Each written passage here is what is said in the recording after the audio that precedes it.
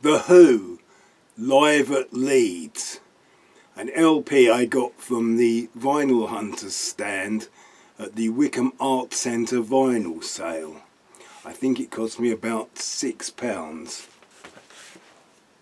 The Beatles had struggled in the mid-60s to make enough sound to be heard over the screams, but by the late 60s PA systems were big enough for Woodstock and the Isle of Wight.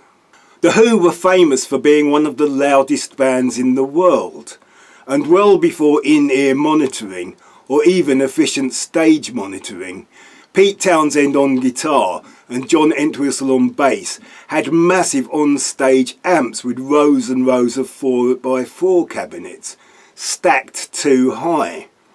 Pete Townshend and the singer Roger Daltrey are now going deaf. However, this gives the guitar on this album a ferocious power, not just fuzzbox distortion, but it hits you like the sound of a skip being dropped from a tower block. The Who had been playing together for years and they knew exactly what they were doing. Entwistle and Keith Moon the drummer could turn on a sixpence whenever Pete Townshend takes his guitar into a new direction.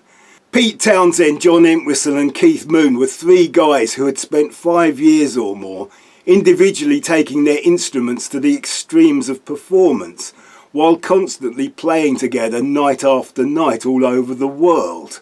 They were like no other band. The way Keith Moon played drums was totally unique. There are only 6 tracks on the LP and 3 of those are covers. They had probably been playing Shaking All Over and Summertime Blues forever, because although they kept enough of the original songs to make no doubt of their origins, they managed to change everything else. There are extended solos and key changes, and they even dared to alter Eddie Cochran's iconic riff. This album does not sound like mates having fun. They had an unhappy songwriter who hated his band, mostly the singer, even though the singer was possibly the only singer who could voice that anger.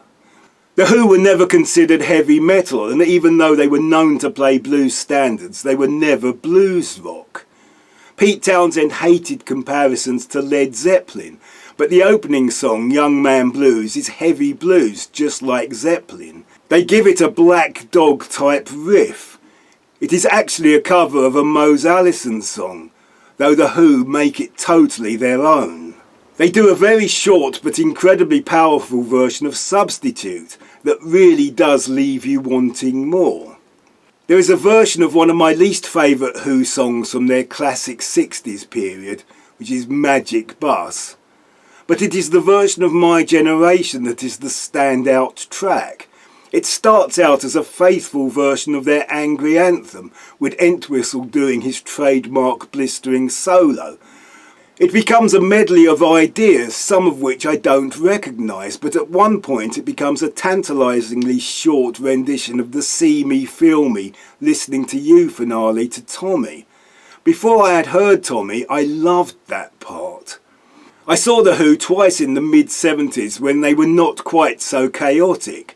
Pete Townshend, when going into an instrumental passage, would go over to his stack of amps and flick the standby switch to give them more noise.